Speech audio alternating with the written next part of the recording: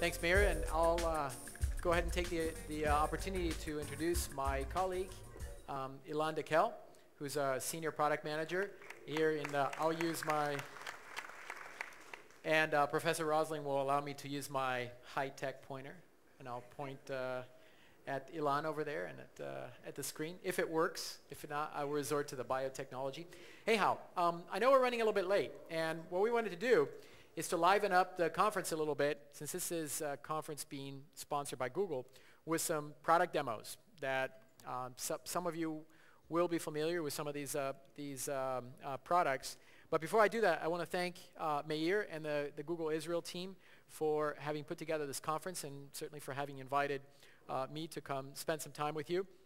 And I get the chance then when I come to Israel not only to spend the time with Meir's team and with some of our clients and partners, but also with two of Google's world-class engineering centers. One in Haifa, where I was this morning with the engineering team there, and one, of course, here in Tel Aviv, led by Yossi Matias, who's here with us in the audience.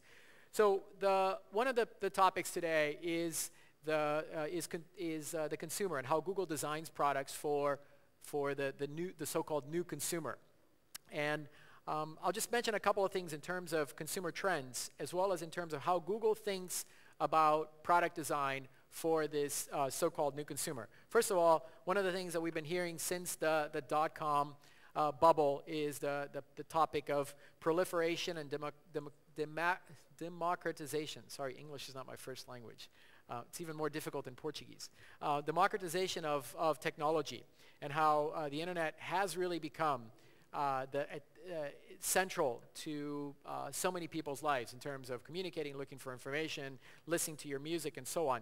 But one of the key points I want to make in terms of how we think about product development is that it's not just about building a great product for the consumer. It is about that. But it's also about, there's so many bright people in the world, so many bright consumers, and it's about tapping into the creativity of the consumer and tapping into the creativity of developers, technologists around the world to enhance our products and to make the products that run on the internet that much better. So everything that we do is made up, first of all, about product managers and engineers thinking about the next product insight, which is going to be different. Not only going out into the market and say, what do consumers want, and building that, but doing something which is going to be surprising in a very positive way. So if you think about when you used to use a mapping product on the internet 7 or 8 years ago, let's say when MapQuest was a very popular product.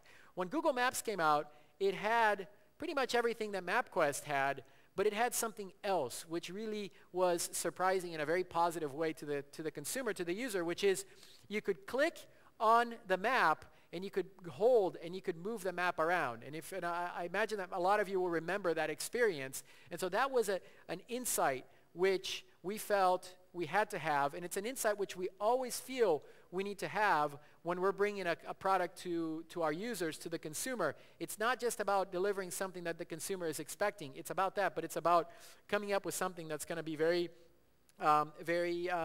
innovative and very new and a wow factor.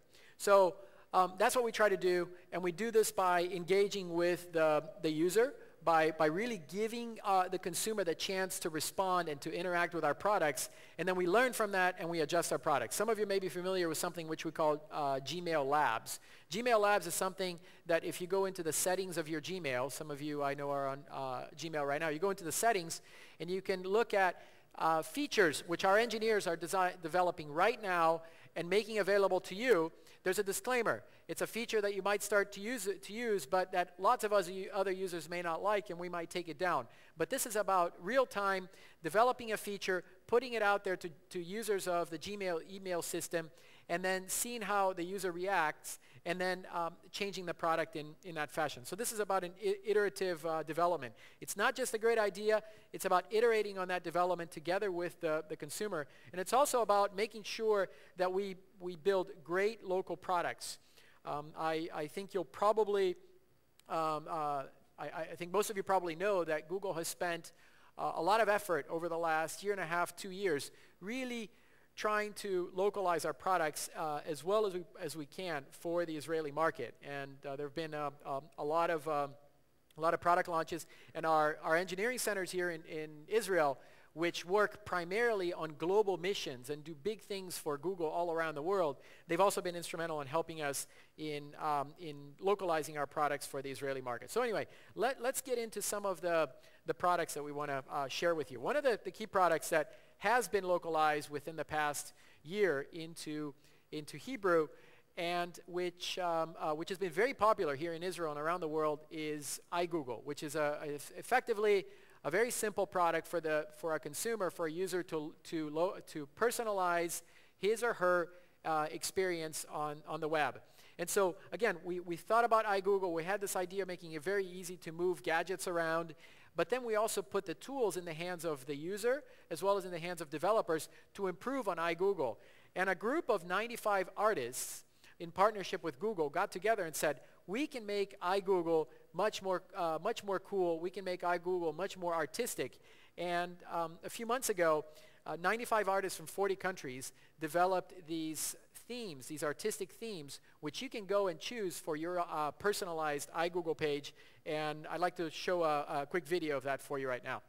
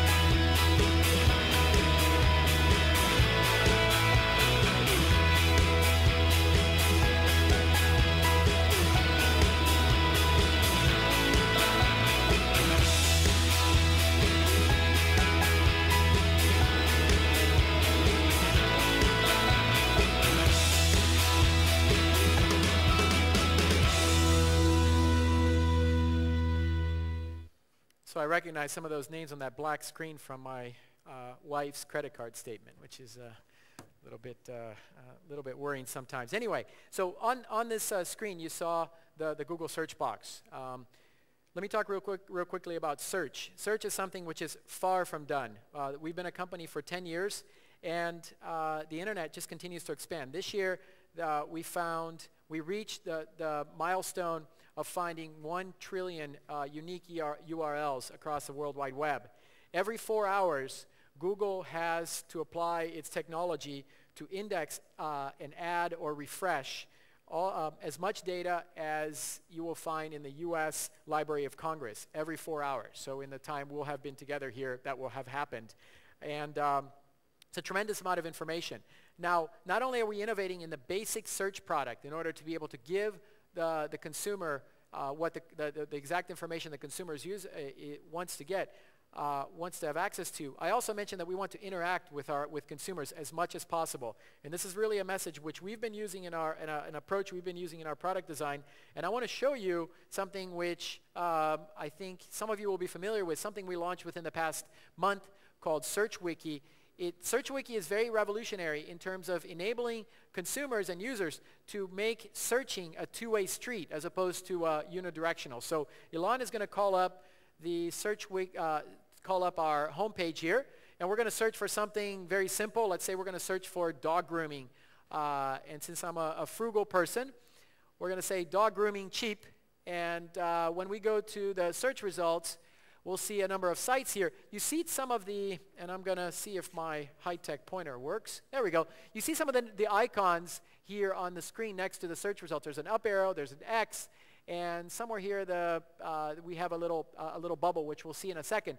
But basically, what we want to enable the consumer to do is control his or her experience when they're searching, just like we want to enable the consumer to control their experience in interacting with a lot of Google products. And we've done something simple. So let's say that we know that we like this particular site right here cheap and cheerful, and we're not going to click to it, Ilan, but cheap and cheerful dog grooming. We know we like that site. We've been to that site many times. We've done this search a lot of times.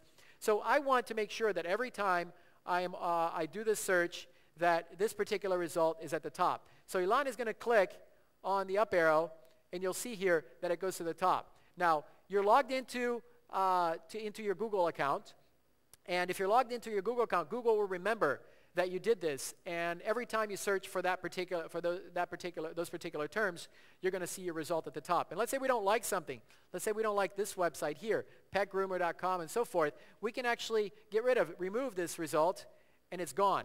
Now, if you do this by mistake, you can go to the bottom of the page, and you can actually call this result back and undelete, if you will, or restore this result. Your search results will get better because every time you do a search similar to this, we'll remember your preferences, and other people's searches for these particular terms are also going to get better. So again, this is about Google bringing something to consumers that allow for the consumers to have a lot more control and interact with Google. Let's look at something else, another product which is near and dear to our heart, which is Google Maps. And Google Maps and its integration with Street View, which is a product that has been very, very successful in the US, and we've started to roll it out in different parts of the world. So if we go to maps.google.com, let's say that we're going to New York, and we want to look for an Indian restaurant in New York. So we're going to enter that Indian restaurant in New York, and this is about really making geographical information very accessible to our users and allowing our users to interact with our products on geographical information in addition to other documents that you'll find in google.com. So here we search for Indian restaurants. There are a lot of Indian restaurants on Manhattan. And first we're going to refine the search. One way to interact. So in terms of neighborhood, we're going to pick Midtown. So we'll do that. And then we're going to go and choose what kind of cuisine. And we will choose vegetarian cuisine. And then we're going to choose the user rating. We want only the best restaurant. So we'll choose 4 stars. After we do this, then we have reduced the universe of possibilities here in Midtown, if my high-tech item here will work, to 2 restaurants. And Ilan and I are going to choose restaurant A, which is the Madras vegetarian restaurant here. Excellent. So you're saying, so what? No big deal. The so what here has been really enabling the user really to narrow down in a very easy way into what the consumer is looking for. But there's more so what. So let's say that now we have this, and let's get some directions from our hotel to this particular restaurant. And we're staying at 108th Avenue. So Ilan will enter 108th Avenue, and we'll say go. And we're going to see our nice and handy driving directions here, or walking directions, depending on how much exercise you want to get before and after your meal. But let's say that we look at this. This doesn't look like real life. So what we want to do is, when we're walking down the street here and we come to this corner, what does this corner look like? So we're going to go and we're going to click on the Street View icon on that corner, where we're going to turn right.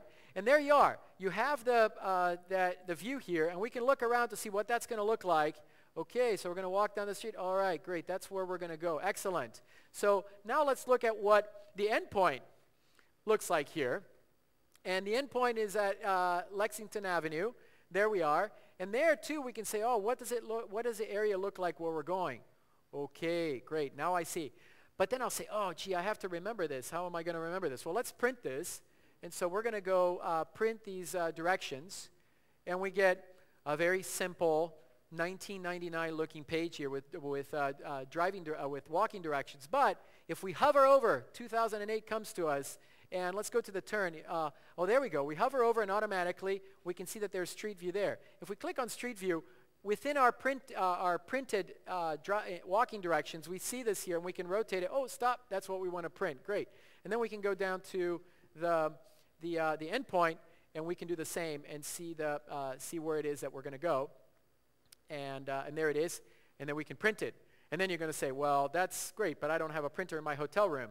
So maybe the next step will be to say, push a button and say, send to my mobile phone, so you have this on your mobile phone. It's not there yet, but maybe that's a good idea for our engineers. So that's really something which we're we're very proud of our maps and our what we call our geo products. Now, no presentation or no conference about consumer trends and interaction with consumers and users is complete without, of course, talking about YouTube. And we've been talking about YouTube all day. And YouTube is user-generated content. 15, 20 years ago, if we wanted to broadcast something, either you have to be really very rich like the BBC and have lots and lots of equipment and send your content over, or you'd have to print something in a newspaper. Today, 39% of active internet users actually have uploaded a video, and 18% of them do it weekly. 13 hours of video are uploaded into YouTube every minute. That's like Hollywood releasing 57,000 new full-length movies into theaters every week. That's sort of the amount of data that's being created. So let's look at something which is being developed by our Haifa Engineering Center. Has been developed. It's a product. All of these products exist. You can go to Google and use all of these products today. None of these are sneak previews or anything like that. There's something called Google Annotation or YouTube Annotations, which basically allows the creators of videos to annotate videos with speech bubbles, highlights, pop-ups, pauses, and to provide links and so forth. And this can make YouTube is not only interactive, but within the video things are interactive now. So we're going to just give you one simple example of a video which has had this done to it. And here, Hug the World you'll see the interactivity here with labels that were placed and multi-language labels. And I'll let you read to get a sense for what we're doing here. Such scars to be carried by one as a finding. Then all of a sudden you can integrate links to continuations of these videos. So there are different themes within the Hug the World campaign, and you can have the videos across the bottom here. It used to be that when people were trying to do this, they actually had to create 4 or 5 different videos that would link off of from outside of the Chrome. But here you can do it within the Chrome. Again, this is a technology developed about an hour north of us here.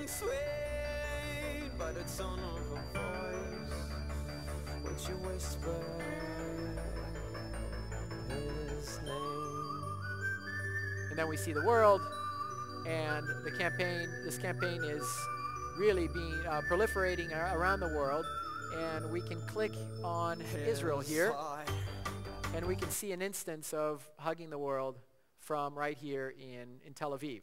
So this person came in and created a link to her video, and here she is, and you get the idea. So that's a product again which is live on YouTube today, and it's and we're having a lot of success with millions of users and people who are uploading content using them. Now, when we talk, we're gonna talk a little bit about video in another context now.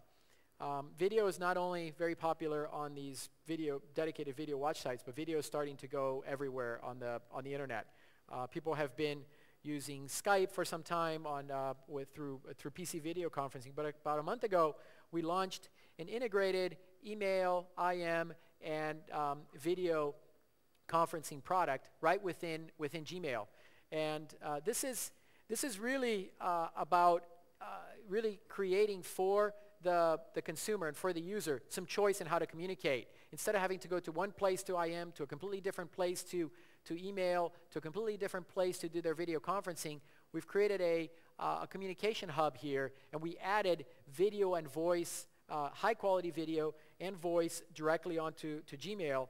And I'd like to show you this real quickly. There's a quick video which was linked to from the blog that announced this new product about a month ago, and we're running that video right now.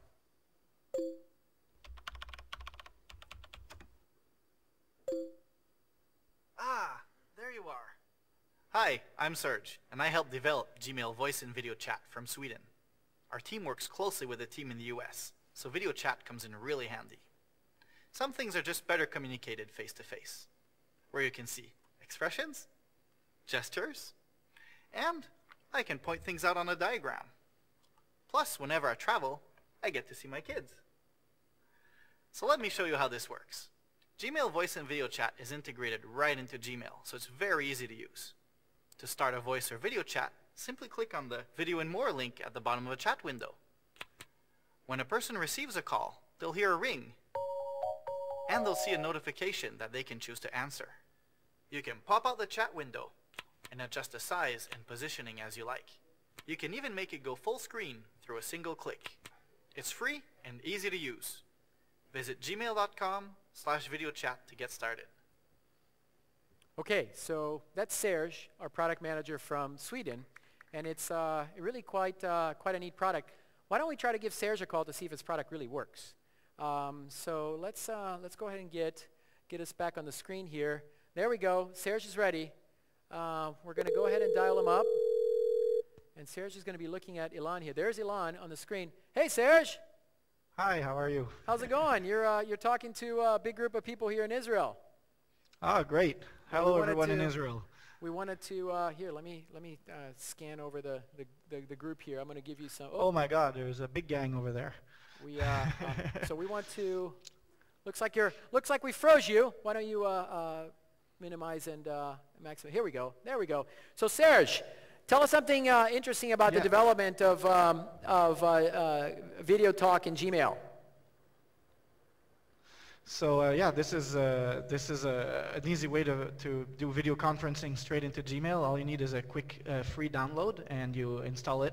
And next time you start Gmail, you'll have a little camera appear next to your buddies and or your colleagues, and you can simply give them a call, just like we did right now.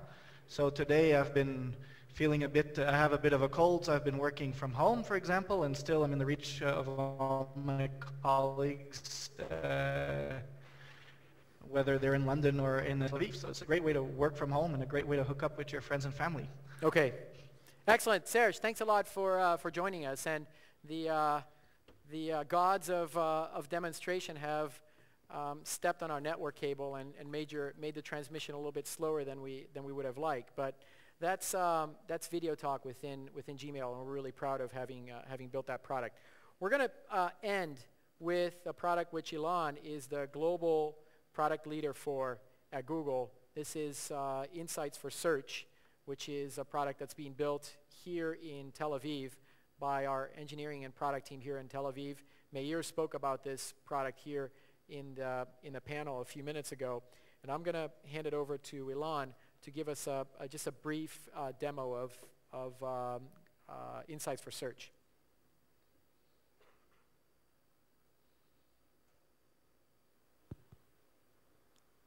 Can you hear me? Great. Thanks, Mario, for the opportunity to demo our product. So I'm going to give a few kinds of demos here. I'll do a quick demo of how you can use Insights for Search in a business context, and then I'll run through some examples, keeping in the theme of the conference, about how we can monitor what people think about the recession and the economy. So let me run an initial search for digital camera.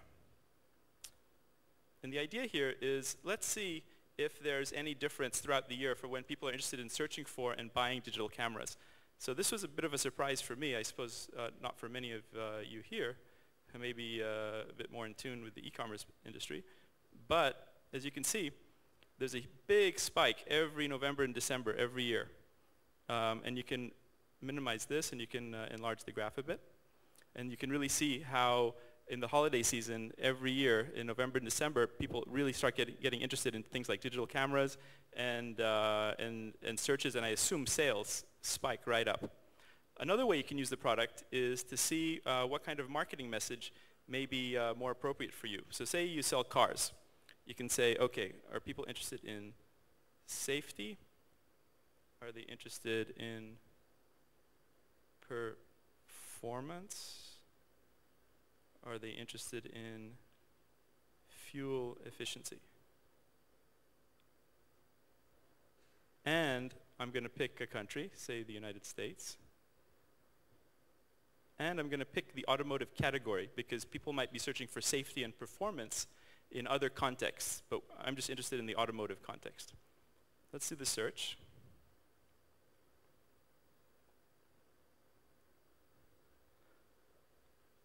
And you can see that well, in this case, performance is by far the search term that's most interesting. And I actually have another example here where I think I might have entered the search terms in a bit differently. Here we go. Fuel efficient, reliable, comfort, and safety. And then you can see here that searches for fuel efficient over the last 12 months have really spiked up along with the price of oil. And another thing you can do with the product is you can compare searches for the different keyword terms with the overall category, and in this case the automotive category. So if I click here, you can see that all the other terms, fuel efficiency, reliability, and reliability, comfort, and safety, pretty much tracking searches for the overall category, but fuel efficiency is a real outlier during this time.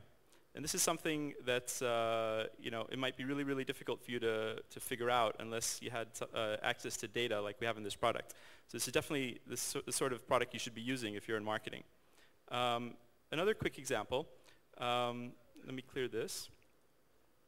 Let me pick a country, say France. Say I'm interested in the mobile phone market in France. So I can scroll down here, pick the telecommunications category, pick mobile and wireless. Then I hit search. And I notice I'm not entering in any search term. And if you go down to the bottom, you can see the top searches in the mobile and wireless category in France in the last 12 months. And you have a good sense of what the top brands are. Samsung, Nokia, Sony, iPhone is very popular, Sony Ericsson. And you also see the rising searches. And these are the typically new models of phones that are being released in this time period. And you can shorten the time period as well to the last 30 days. And you can even set the exact time that you're interested in. So let's move over to the economy, and let's look at a few examples that I've prepared here in advance. So let's look at searches for the term subprime. Many of you probably know subprime mortgages were one of the first indicators that the worldwide economy was going to get in trouble. And you can see that in early 2007, there was a really, really big spike. And then in mid-2007, another big spike. And then another huge spike in 2008. And before that, in 2006 and previous, nobody had even heard the term.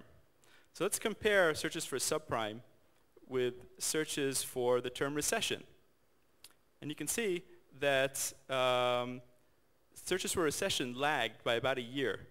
And then people were interested in subprime, and they're like, market looks like it's in trouble. But then in the beginning of 2008, wow, people really started getting worried. And then they relaxed a bit, and then in the second half of 2008, people really started getting worried again. And then a last search, let's overlay searches for the term FDIC. So for people that aren't familiar with this, FDIC is the Federal Deposit Insurance Corporation, which is the organization in the United States that insures your bank accounts. So if your bank collapses, everybody that has a bank account in the US is insured for up to $100,000 per account. And then you can see that in the middle of 2008, as Lehman Brothers and AIG and all these big financial institutions started crashing, there was a huge spike in searches for that, and then followed again in the end of the third quarter and fourth quarter. So the idea here is that you can use this product to really get a sense of what people are concerned about, what they're interested in, and what affects them. And as marketers, as people that run businesses, this is definitely the sort of product you should use, and definitely recommend it. And thanks for the opportunity to demo it. Okay. So thanks, Ilan. And with that, I'll close by saying that we're very excited to continue to develop lots and lots of these products through lots and lots of our engineering centers, including the 2 here in Israel. And of course, if you have any ideas for us on what we need to build into our products, let us know. Thank you.